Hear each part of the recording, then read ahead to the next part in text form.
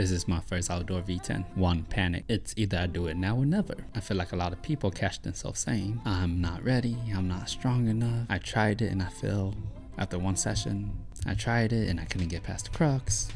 And that's just simply not the type of climber that I want to be. I have a very specific goal inside my head, and in order to do it, I must take this very necessary step called do a V10 outside right now. Not next year, not in a month, not when you feel like you're ready, right now. Every possible moment, you will go outside and you will project. And that's exactly what I did. 2, difficulty. It took me 2 full sessions, 6 hours to get this one move in isolation. It took me an entire session just to be able to move my right foot up 4 inches. I don't know how long it took me to do this move, but it took me forever, and it's just a bump with the right hand, an additional 3 to 4 inches to the right. And once I've done this problem, it would be the hardest boulder problem I've done to date, I'm pretty sure.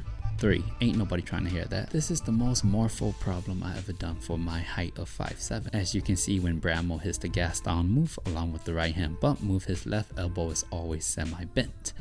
If you look at me doing it, my left elbow is completely straight because it's a very reachy problem. But because the rock doesn't care about me, I elected to not care about the rock, and thus I find complaining about my reach or height does nothing but hold me back. So I decided very long time ago to get good. 4, belief. I 100% believed that I would try forever until I got this problem.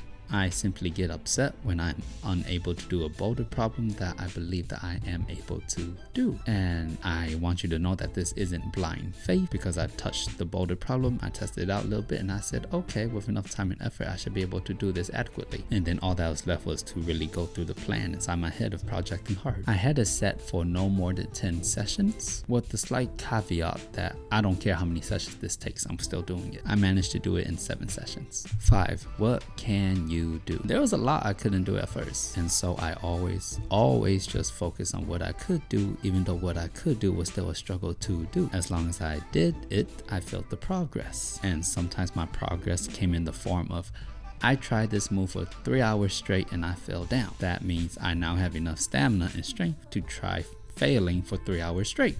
Congratulations me. 6, everything I do. My life was structured around smashing this boulder. Every opportunity I had, I would go climb it. On bad weather days, I will go do indoor climbing and train specifically so I can do this boulder. Of course, I had my rest days, which were necessary in order to do this boulder. I also monitored my nutrition as well. 7, no injuries. This left hand gas down move was the most risky move for me. Not only because I was forced to be stuck in this left hand gas down move for hours on end, but because it's a very reaching move with my shoulders fully extended out of my socket basically, and I'm putting a lot of pressure on it. So on my off days, I very thoroughly stretched it and strengthened it just via some body weight exercises. And at the end of these 7 sessions, I have noticed that my shoulders, both of them, are more mobile and more stronger than ever in terms of climbing. 8, it's all about me. So while I was projecting this climb, a climber came and did my project in like 4 attempts. I was upset at myself. I was mad that I wasn't a better climber. I was upset that I wasn't able to do it as fashionably well as the other climber that did it in front of my face. And I just want you to know that it did not demoralize me at all. It just made me realize that I needed to be better.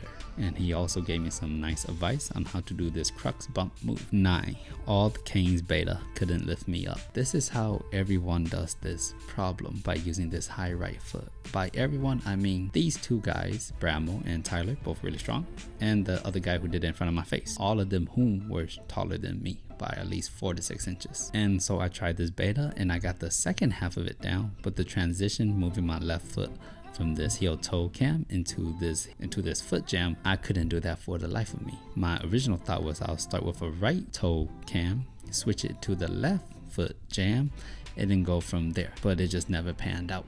No matter how many times I tried it, and I tried profusely a lot. But on one of my attempts where my right foot jam was so good, I don't know where it came from, but I looked up and I was like, oh, why don't I just reach up with my right hand? And from the right hand reach, I was able to bring my left foot up, and that was my new beta. 10, even with shaking legs. The day before I sent it, I went to sleep nervous. I woke up nervous. I drove nervous. I warmed up nervous. And I was nervous just because I knew that I had all the pieces figured out and I could send the problem today. On my first attempt from the ground, my legs just would not stop shaking as if I just ran 10 marathons in a row.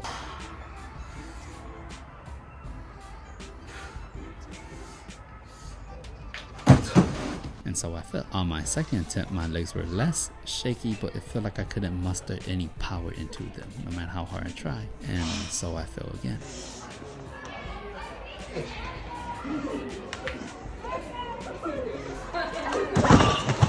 And nervous or confident didn't really matter to me because I was going to be here all day long until I became a better climber. And luckily for the rock, it only took me the third attempt to finally get it.